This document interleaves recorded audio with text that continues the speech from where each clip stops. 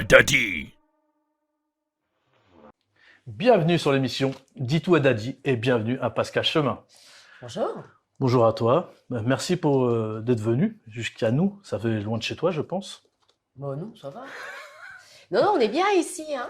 Bien accueilli par la plume du phénix. Ouais. Et notamment... Deux phénix. Ouais, c'est quoi, c'est deux? Non, c'est deux phénix. Ouais, La plume ouais. de phénix Ah, chez deux Mathieu. phénix. À Paris, dans le 11e. Et tu vas m'engueuler en plus. Ben, Bah, je vais commencer. ça part bien. Donc je vais commencer. Donc tu es né sur Bordeaux, tu as quitté cette région du vin assez jeune. Oui. Est-ce que tu gardes quelques souvenirs ouais, tu gardes quelques souvenirs de ta vie sur Bordeaux un peu? Oui, bah, je suis venue sur Paris, je crois, vers l'âge de 5 ans. Donc, j'ai appris à lire à Paris. C'est pour ça que je n'ai pas d'accent bordelais. Mais oui, mais j'ai toujours ma famille là-bas, une maison de famille dans le Bordelais, dans la région des Graves. Et donc, j'y vais assez fréquemment. Et je vais beaucoup sur le bassin d'Arcachon aussi. Magnifique. Magnifique, n'est-ce pas? Et, Ouais, et- ouais. et du coup, enfant, tu étais comment en fait? Comment j'étais? C'est Ouais. pas à moi de le dire. Je crois que j'étais une grosse emmerdeuse, que j'avais un sacré caractère. J'ai Que t'as transmis gardé? ça à ma fille, que j'ai gardé. Et non, mais j'en sais rien. J'ai grandi dans une famille tout à fait classique, avec deux grands frères. Je suis très, très liée à eux. Et mes parents ont toujours été extrêmement, extrêmement soucieux de garder cet esprit de famille. On est très, très, très famille, aussi bien du côté de mon père que du côté de ma mère. Et mes parents m'ont toujours, non pas poussé, mais n'ont jamais mis de bâton dans les roues au métier que je voulais faire. Voilà, donc ça c'est plutôt un plus. Et je pense que très tôt j'ai eu la passion du théâtre et qu'ils n'ont pas... Enfin voilà, ils m'ont accompagnée et je pense que c'est important quand on est jeune d'avoir une passion, d'être passionné. D'accord. Voilà, donc je garde un peu ça. Du coup, tes parents ne sont pas issus Ah du non, pas milieu du tout. du spectacle? Pas du tout. Ma mère était prof et mon père était magistrat. Et donc, c'est justement pour sa carrière qu'on est monté à Paris. Et monté, ouais, voilà, ça c'est un truc de provinciaux. Mais voilà, non, non, et, pas du tout, pas du tout. Alors, j'ai un cousin qui est peintre et qui travaille, ouais, qui travaille beaucoup. J'ai une cousine du côté de Nice qui a une compagnie aussi, Chemin D'accord, ouais. d'Essence. Voilà, donc on a quand même un peu une fibre artistique, mais voilà, je pense qu'il en faut un dans chaque fratrie et c'est c'est tombé bien. sur moi. D'accord. Voilà, les autres sont un peu plus classiques, on va dire. D'accord. Du coup, tu as commencé par le théâtre, donc tu as fait Ouais. une école, la rue Blanche, si je ne me trompe Ouais. pas. Et Ouais, avant, j'avais fait un conservatoire de 11 ans à 18 ans. J'ai fait un conservatoire avec, à Meudon, puisque j'habitais là, avec une professeure, Jacqueline Cassard, qui est ma maman, ma deuxième maman. d'accord. Et puis après, j'ai eu le concours de la rue Blanche, et puis j'ai fait la rue Blanche pendant 3 ans. Et puis, voilà, j'ai tout de suite commencé à travailler en sortant de la rue Blanche. J'ai commencé par travailler au théâtre, surtout. Et puis, une dizaine d'années après, je suis rentrée un peu par hasard dans le milieu du doublage. D'accord. Mais sur la rue Blanche, du coup, tu gardes quel souvenir et quels étaient les cours Eh ben, en fait, à la rue chorégraphes? Blanche, on avait des cours de comédie l'après-midi. Le matin, on avait des cours d'anglais, des cours d'escrime, des cours de diction. Ça t'intéresserait? Oui. Bon, merci pour le tacle. On avait des cours de danse, des cours de chant, enfin voilà, c'était très complet. Et puis, donc ça pendant 3 ans. Et puis, on n'avait pas de cours d'écriture, je crois pas, mais on avait des cours d'histoire du théâtre, enfin bon, voilà, une formation pluridisciplinaire. La particularité de la rue Blanche, c'est qu'en fait, c'est une école qui regroupe toutes les, tout le théâtre, c'est-à-dire qu'il y a des habilleuses, ou des habilleurs, des costumiers, des éclairagistes, des metteurs en scène, des constructeurs, etc. Et donc, tous les trimestres, on faisait un spectacle sur un thème, et donc c'est tous les élèves qui font ce spectacle-là. D'accord. Donc ça, c'est vachement important parce qu'il y a tous Tous les corps de métier. tous les corps de métier du C'est théâtre génial, qui ça. sont représentés. Ah bah oui, mais c'est la seule école en France qui fait ça, je crois. D'accord, ok. Voilà. Et donc j'ai un peu étudié ton cas. Oh là. Tu Ouais. racontes que tu es rentré dans le monde de la voix suite à des rencontres. Ouais. quelle était cette rencontre qui a tout fait basculer? Alors en fait, Ça fait solennel, hein. je jouais une pièce de théâtre qui avait été écrite par un comédien qui s'appelle Michel Thureau et qui s'appelait La gare du Nord n'aura pas lieu. Et c'était une pièce sur laquelle on était 6 comédiens, je crois, et il y en avait 5 qui faisaient du doublage. Et donc, leurs amis qui étaient comédiens ou directeurs de plateau en doublage sont venus voir cette pièce. Et puis, voilà, moi j'étais la seule qui faisait pas de doublage. Et donc, ils ont dit, ah mais tiens, mais tu veux pas essayer, tu veux pas venir, etc. Machin, quelques-uns. Je crois que le premier plateau auquel j'ai assisté, c'était avec Pierre Valmy. Et voilà, et puis ça a commencé comme ça. Mais tu as fait aussi de ce qu'on appelle live action, du face caméra. Tu Ouais, as fait quelques... ouais. Pourquoi tu rigoles? Parce que... J'ai rien noté encore, j'ai rien dit. Non, mais parce qu'à l'époque, il y avait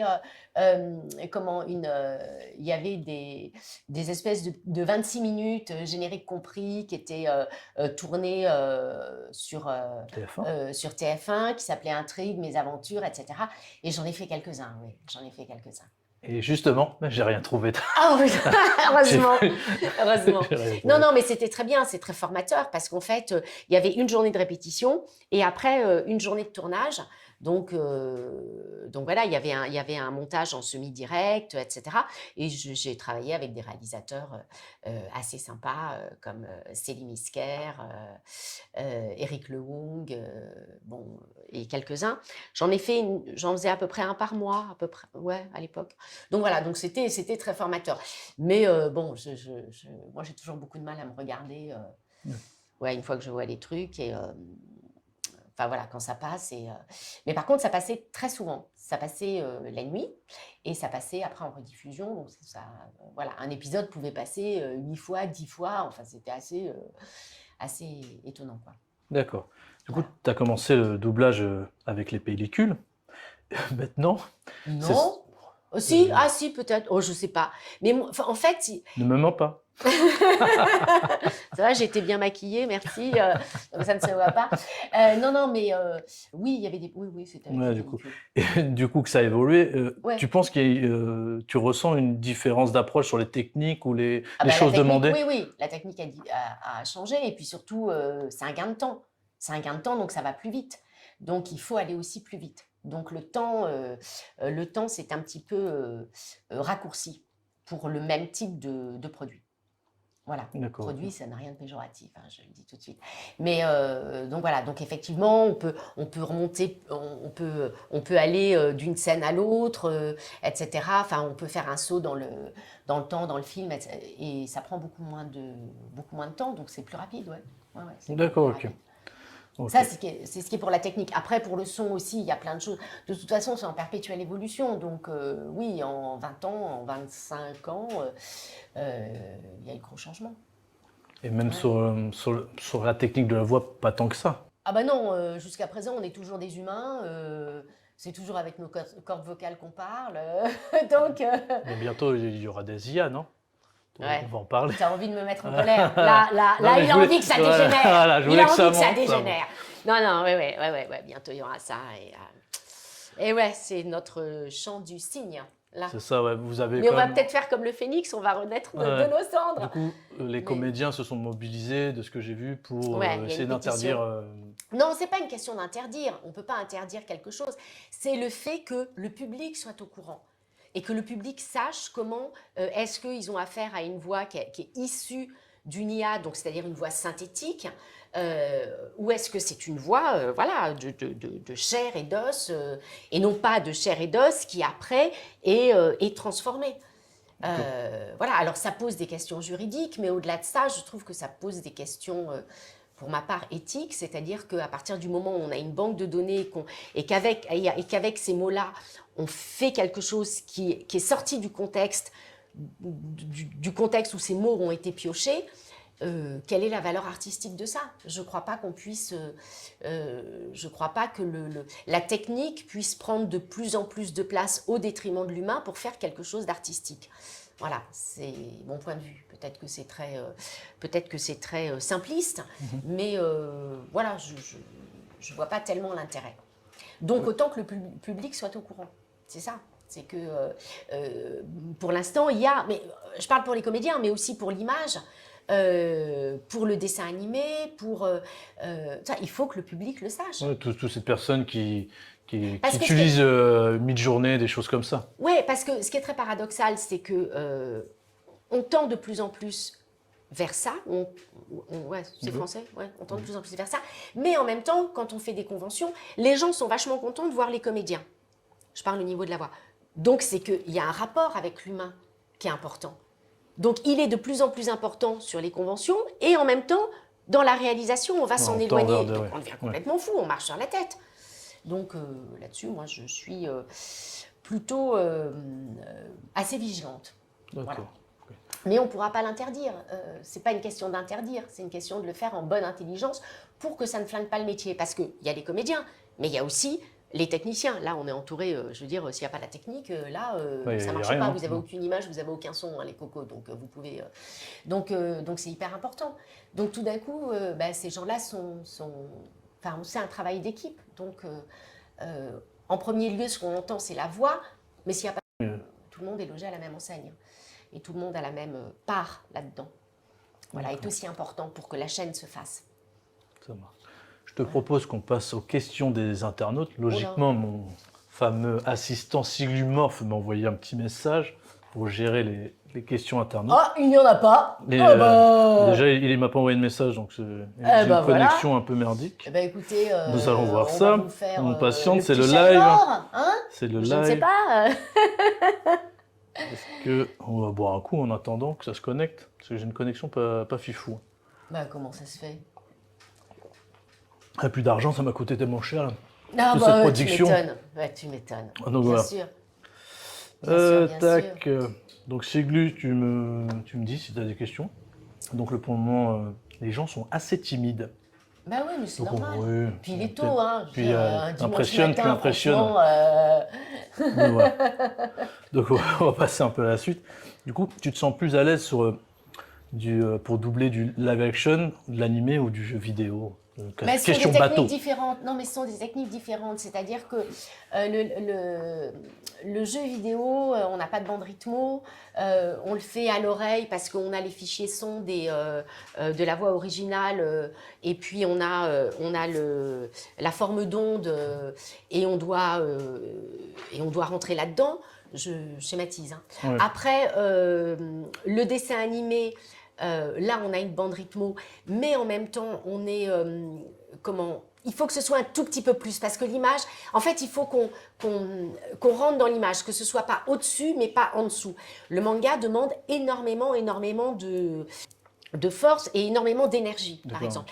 Alors que le live, on va regarder l'œil de la comédienne, et puis on va rentrer dans les émotions, exactement comme pour l'animé, mais c'est un travail qui est un petit peu plus précis, on va dire, qui serait peut-être un petit peu plus en dentelle ou un petit peu plus...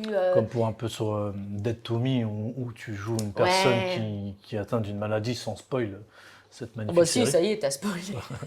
Une maladie, elle peut avoir le Covid. Ouais, ou un rhume. La Covid. C'est comme la plume de phénix. Moi, je suis très masculin. Je vois ça. Les féministes sont tombées dessus. Donc, c'est pas tout à fait la même chose au niveau du synchronisme. Le synchronisme est un peu plus précis parce que la détection est un peu différente parce qu'il n'y a pas autant une détection aussi précise sur de l'animé. Donc, voilà. Et puis, ce sont des énergies un peu différentes. Mais après, c'est différent. Qu'est-ce qu'on préfère? On préfère toujours avoir un rôle intéressant. Je doute qu'il y ait des rôles qui ne le soient pas, parce que s'il y a un rôle, c'est qu'il est important dans le contexte et dans l'histoire. Hein. Mais c'est vrai que défendre un personnage qui est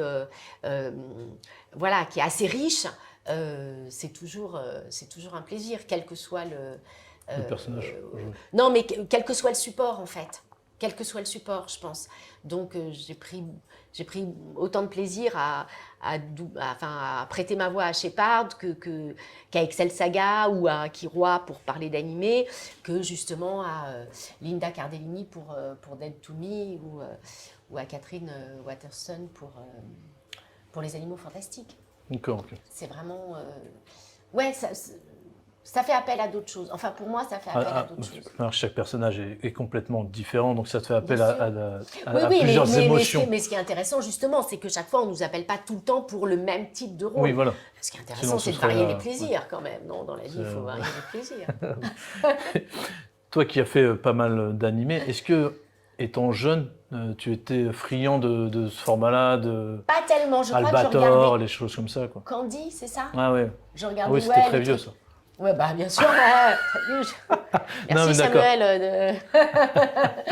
Mais, Cool. non, mais oui, je regardais, Pas- mais pas tant que ça. Je regardais pas tellement la télé. Moi, j'ai commencé à faire du théâtre à 10 ans, 11 ans, et je passais mon temps à faire du théâtre. Vraiment. C'est ce qui m'a permis d'aller jusqu'au bac parce que si j'avais pas la moyenne en classe, j'étais collée et donc j'étais collée le samedi matin et donc je pouvais pas aller à mon cours de théâtre. Donc en fait, tout était régi par ça. J'ai commencé à jouer au théâtre dans On ne badine pas avec l'amour, j'étais en 3e, donc j'avais 15 ans.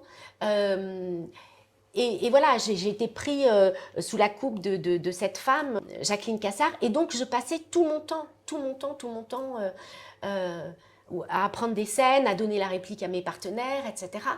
Et c'est ça qui m'a tenue, c'est ça qui m'a vraiment... Donc je regardais pas tellement la télévision, pas tellement de films. J'allais beaucoup au théâtre avec mes parents. Et je me souviens d'ailleurs que j'avais, une fois je devais aller, alors j'étais plus âgée, hein, j'avais peut-être 17, 18 ans, je devais aller voir un concert à Bercy d'un groupe, je ne sais même plus lequel c'était, avec des copines. Et en fait, mon prof de théâtre me dit, mais à l'atelier, au théâtre de l'Atelier à Paris, il y a la classe du conservatoire de Lille qui a fait un stage avec Vittorio Gassman en Italie et qui présente du Pirandello. Est-ce que tu veux venir ? J'ai dit, oui, bien sûr. Donc, je n'ai pas été voir mon spectacle, mon concert à Bercy. Et j'ai été là, j'ai vu Vittorio Gassman qui présentait le truc, j'avais 18 ans. J'ai découvert le théâtre de Pirandello, enfin, je le connaissais un petit peu, je connaissais La fleur à la bouche, etc. Mais il y avait plein de trucs que je ne connaissais pas. Et donc, voilà, et je préférais ça que d'aller à des concerts, que de regarder la télé.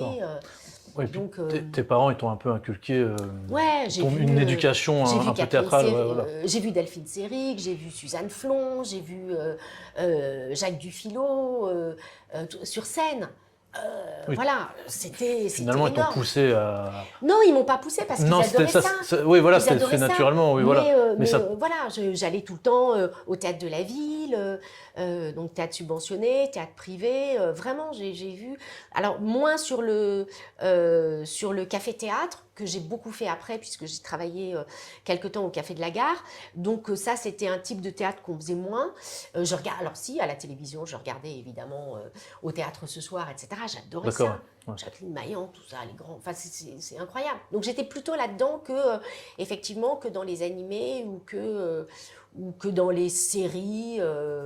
Si, j'ai peut-être regardé Dallas parce que c'était un truc qui était un peu iconique à l'époque. Mais voilà, mais sinon, c'était surtout du théâtre, la villégiature à la Comédie Française, enfin bon, tout ça, c'était la manie de la villégiature, tout ça, c'était vraiment, j'ai des souvenirs incroyables.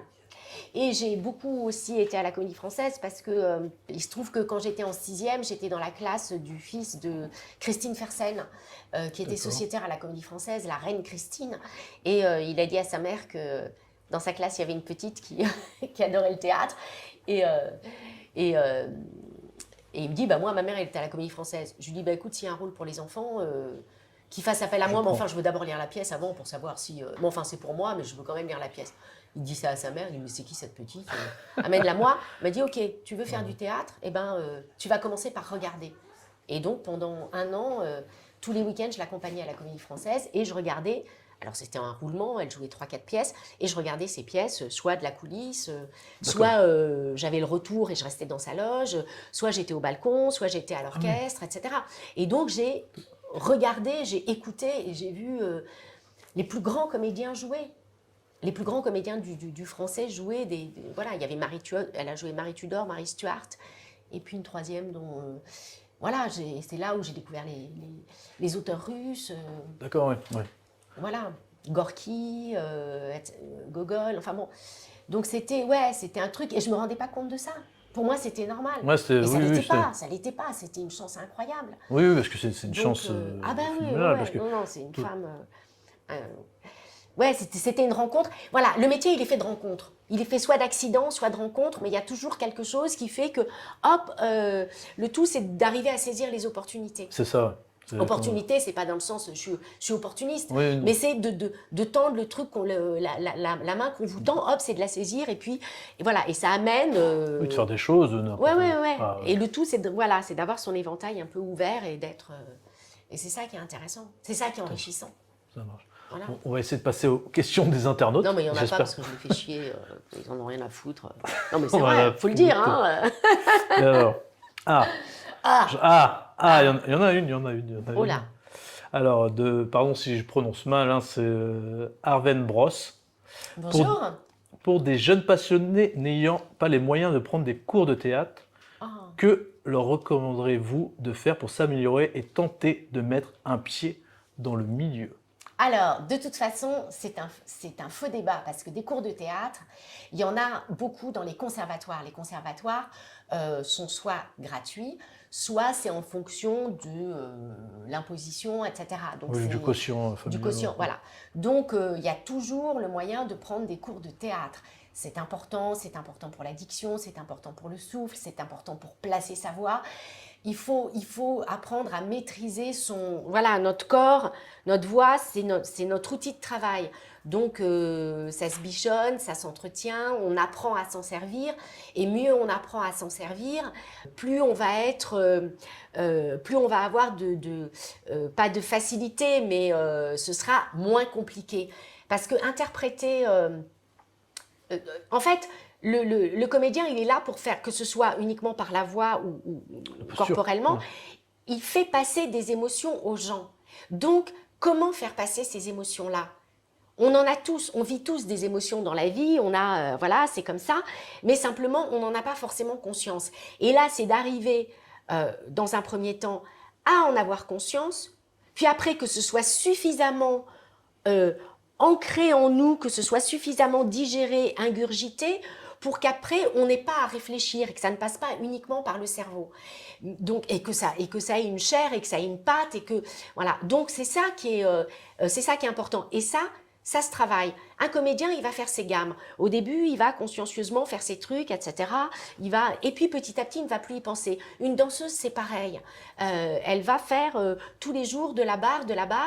Mais si on ne fait pas ça, eh ben, à un moment, on va être coincé et on va être un petit peu limité. Donc, les cours de théâtre, c'est, pour moi, je suis peut-être partie de la vieille école et des vieux cons. Hein, On est deux. Donc. Oui, non, mais c'est vachement important. C'est vachement important. Et d'écouter, d'observer, de voir comment sont les gens. Moi, dans la rue, d'observer. C'est ça. Donc, il y a ce travail de travail sur soi. Et après, plus on se connaît, plus on sait comment on va arriver à faire passer ce type d'émotion. Et puis, évidemment, on est dirigé. Donc, c'est aussi le rapport avec le metteur en scène, le réalisateur, le directeur de plateau. Comment est-ce que nous, on arrive à traduire ce qu'on veut de nous, ce qu'on attend de nous, pour que l'émotion que souhaite le réalisateur, le metteur en scène ou le DA veut. Donc nous, on fait des propositions. Et après, il y a des propositions qui sont validées ou pas. Mais c'est savoir... Et quand il faut recommencer quelque chose, il faut savoir à quel degré on est, quel est le truc. Rentrer très rapidement dans l'humeur et dans l'émotion du comédien. Alors on voit sur lequel on doit apposer notre voix. Oui, il faut des cours. Et il y a même, sans parler de conservatoire, il y a des compagnies non professionnelles où tu peux t'inscrire aussi. Voilà, le tout. Et quand on a une rencontre avec un professeur... une rencontre qui va nous épanouir. Il ne s'agit pas, c'est pas forcément dans des cours ultra réputés, etc. C'est humainement, il se passe quelque chose. Quand on est comédien, on se fout un peu à poil, quoi. On fout ses tripes quand même. Enfin, il y a quelque chose d'un peu, c'est Marc Lesser qui disait, il y a en doublage, qu'il y a un truc un peu d'impudeur, parce qu'on arrive, on ne sait pas forcément ce qu'on va doubler, et on doit faire, on doit donner le sentiment d'être hyper déstabilisé, d'être hyper triste, d'être très joyeux, on ne sait pas forcément, et donc il faut le faire très très vite, il faut arriver à faire une proposition très très vite, proposition sur laquelle on peut travailler après pour la peaufiner. Donc il faut être capable de donner un signe de ses émotions, et que le public le reconnaisse comme tel. Donc il faut aussi, entre guillemets, connaître le public, connaître la psychologie d'un public en doublage. Et c'est sûr que au niveau de notre apprentissage, des règles de notre société, du patrimoine, de l'histoire de notre civilisation, etc., on n'a pas les mêmes codes qu'au Japon, par exemple. Oui, non, c'est complètement différent. Donc nous, on s'adresse à un public dans le jeu, français. oui, voilà. Dans le jeu, par exemple. On ne peut pas crier comme un japonais parce que c'est pas les mêmes un... codes. Et après, il y avait toujours le débat VO, VF. Mais voilà, mais c'est pour ça, c'est une adaptation. La VF, c'est une adaptation. Et qui est adaptée en fonction d'un public. Pour que ce public s'identifie à ce personnage. Il y a quand même une question d'empathie du comédien par rapport à son personnage et du personnage par rapport au public. Et cette empathie, il faut la faire naître et il faut que le public se reconnaisse dedans, avec des codes qui lui sont propres, avec une histoire qui lui est propre. Et avec je ne trouve pas le terme, évidemment, c'est toujours comme ça. Hein. Mais donc ça, c'est important. Donc à qui on s'adresse et qu'est-ce qu'on fait et nous, qui on est pour le faire. Donc il faut se connaître. Et c'est en ça que les cours de théâtre sont importants. Plus on se connaît, plus on est capable de proposer quelque chose. Tu fais bien de parler des codes de certains pays, parce que moi, par exemple, avec mon expérience, quand je vais sur scène, je regarde beaucoup de séries françaises. Parce que si tu regardes une série étrangère, tu n'as pas le même code, c'est pas le même jeu, et certains, téléspectateurs, ont du mal à comprendre, se dire « Ah ouais, mais le cinéma français, c'est nul ». On peut dire ça comme ça. Non, parce que c'est pas pareil. Un japonais ne joue pas comme un coréen. Voilà, c'est complètement différent. Bien sûr que non. Du coup, j'ai une autre question de Saki Neko qui demande quel personnage que tu as doublé se rapproche le plus de ta personnalité. Les barges. Les tarés. Non, je plaisante, mais dans les... En fait, on me confie souvent des personnages qui sont effectivement assez énergiques, parce que je pense que j'ai ce rythme-là, un peu barré quand même. Ouais. Alors si je prends des exemples pour mettre des noms, c'est vrai que Linda Cardellini dans Dead to Me, c'est un truc, alors indépendamment des conditions de travail qui ont été absolument idylliques, avec une DA formidable et puis une partenaire de scène, de micro super, je suis presque émue en parlant d'elle deux. C'est un personnage qui est à la fois... qu'on prend pour une fille un peu gentille, et qui est extrêmement déstabilisée, qui a vécu des choses assez dures, qui a énormément de blessures en elle, et donc elle est à la fois fragile et en même temps très très forte. Donc c'est ça, c'est ce paradoxe-là, avec une façon... C'est quelqu'un d'entier, et qui ne se rend même pas compte quelquefois qu'elle peut un peu manipuler, mais gentiment. Voilà, donc ça j'aime bien ce type de personnage plein de fêlures et en même temps fort, qui se tient, quoi, qui a vraiment une colonne vertébrale forte. Après, dans les mangas, alors je ne parle pas des ados, etc., parce que moi je ne suis pas un ado et je ne suis pas de sexe masculin, mais c'est vrai que l'énergie de Killua est une énergie qui peut être semblable à la mienne. Mais Excel Saga est assez représentatif. Elle est complètement barrée. Elle parle tout le temps. Moi, j'arrête pas de parler, je suis un moulin à parole. Donc voilà. Et puis, il y a cette chose-là de passer d'un truc à l'autre, avec vachement de rupture. Et après, dans les jeux vidéo, les personnages qui sont assez... je dirais pas badass, parce que je sais pas, mais qui sont assez brutes de décoffrage. Je sais pas, c'est ce que les gens me voient comme ça. Dans la vie, je suis pas du tout comme ça, hein, mais non, mais il y a plutôt ça. Moi, je rêverais qu'on qu'on me propose le rôle d'une nana hyper sensuelle, etc. Ça n'est jamais arrivé. Jamais, jamais. Je sais pas, non, voilà. Une espèce comme ça, d'archétype féminin très enjôleur. Non, c'est pas ça. Donc bon, c'est tout. Il faut accepter ça. Mais c'est vrai que je suis donc dans des personnages plus, plus rentre dedans. Ouais, plus rentre dedans. D'accord. Et dans ton milieu, le salaire des femmes, est-ce qu'il est moins élevé que celui des hommes? Mais non, pas du tout, il y a une convention collective. D'accord, ouais, c'était ça. Collective. Non. Et en tant que femme, toujours? Non, mais par contre, ce qu'il y a, c'est que en France, il y a plus de comédiennes et il y a moins de rôles de femmes. Donc l'équation, enfin, la finalité, c'est qu'il y a plus de comédiennes pour moins de rôles, donc les comédiennes travaillent un petit peu moins. Voilà. Et une fois qu'on a passé un certain âge, c'est encore plus compliqué. D'accord. Voilà, que ce soit à l'image, ça c'est surtout à l'image, mais aussi, je pense, en doublage. Voilà. J'ai l'impression, mais bon, je me trompe peut-être, j'en sais rien. Voilà. Et quel rôle t'as posé des soucis à interpréter? Alors, quel rôle m'a posé des soucis à interpréter? Je donne souvent cet exemple-là que personne n'a vu, c'est qu'un jour, dans une série allemande qui n'a jamais été diffusée, sur un épisode, la guest, c'était une nana junkie qui était en manque et qui était interrogée par les flics.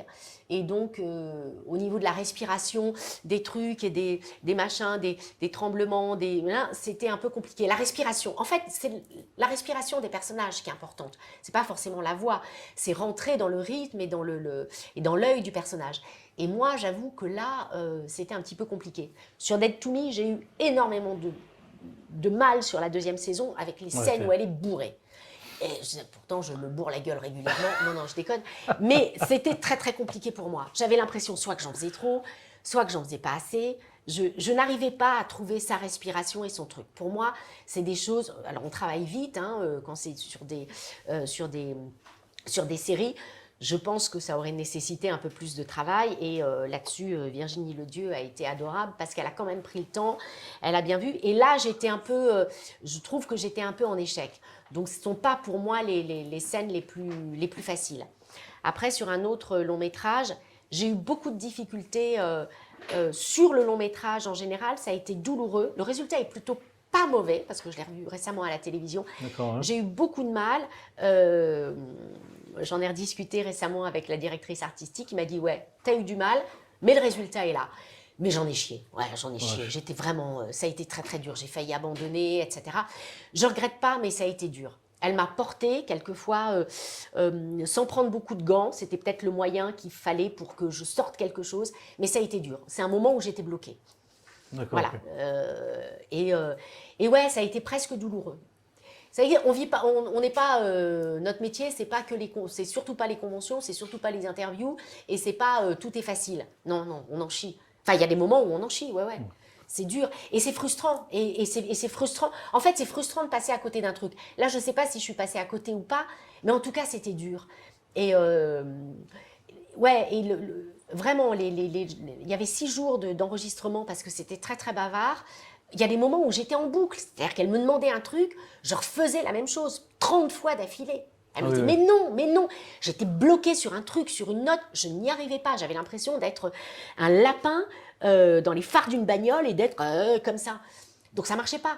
Et il a fallu vraiment qu'elle me pousse dans mes retranchements. Je ne l'ai pas forcément accepté, ça a été, à un moment il a bien fallu que je m'y colle et tout, ça a été dur. Ça a été dur, mais le résultat, je l'ai revu récemment, j'étais plutôt assez étonnée. J'ai cru que ça allait être merdique, quoi, mais vraiment, vraiment merdique. Et je m'en voulais parce que c'est une comédienne que j'adore, et puis on s'en veut toujours de passer un peu à côté d'un truc. Mais bon, ça arrive, hein. On n'est pas des machines, on est des humains. Tu parles de convention, nous sommes rencontrés il y a un an. Comme quoi les conventions, ça a du bon. On parle de rencontres aussi. Oui, bien sûr. Mais les conventions, ça n'est qu'un truc de rencontre. Pour ceux qui ne savent pas ce que c'est des conventions sur la culture Japan Geek souvent, jeux vidéo, Ouais, sur la films, pop culture. la culture, et on peut rencontrer les fameux comédiens et comédiennes. Non, mais on rencontre plein d'autres Il y a gens plein de gens. qui sont passionnés, des cosplayers qui font des trucs absolument Il y a des hallucinants. cosplays de ouf, hein. Il y a des cosplays de dingue. Voilà, des collectionneurs. Euh, je pense à Marseille, à Ludo, qui a toute sa collection Harry Potter. C'est hallucinant ce qu'il fait. Collection One Euh, Piece, les mangaka, voilà, tout. les mangaka, ouais, Mehdi, etc. J'ai Oui. fait la rencontre d'un mangaka super. Enfin voilà, donc il y a plein de gens et c'est la rencontre. En fait, on est là, on travaille chacun dans notre coin, etc. Nous, on travaille en studio, il n'y a jamais personne. Évidemment, on travaille dans le noir, heureusement. Enfin bon, il y a un truc un peu comme ça, un peu fermé.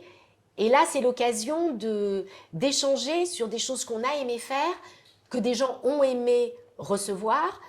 Et comment, c'est un échange voilà, d'émotions, de sensations, de trucs. Alors bon, ça peut être un peu rapide parfois, mais c'est ça qui est important. Quand on est au théâtre, on joue, les gens applaudissent après, on sait comment le public a reçu Oui, le voilà, truc. ouais. Là, on ne le sait pas. Et c'est une façon voilà, d'avoir cette espèce retour, ouais. voilà, ce retour. Mais le retour n'est pas à sens unique, c'est-à-dire que nous, vraisemblablement, quand les gens regardent un film, une série, un manga en VF, ils ressentent quelque chose, donc ils nous apportent ce qu'ils ont ressenti. Mais le fait qu'ils nous l'apportent, ça veut dire que nous aussi on donne. Enfin voilà, c'est pas. Moi, voilà, ça recharge les batteries et tout, et c'est pas des questions de ouais, super, je me la pète et tout. Non, c'est que vraiment, souvent, il y a des témoignages de gens, on se dit, ah ouais, bah là, ça leur a servi à un moment. Ouais, de leur vie, ça leur a Ouais, fait du bien. ça les accompagne, c'est leur Madeleine de Proust, etc. Mais comme moi, je parlais d'être allée au théâtre jeune, etc. Ouais, voilà. Tous ces comédiens m'ont nourri, en fait, ça nourrit. D'accord. On est un peu moins. Et Ouais.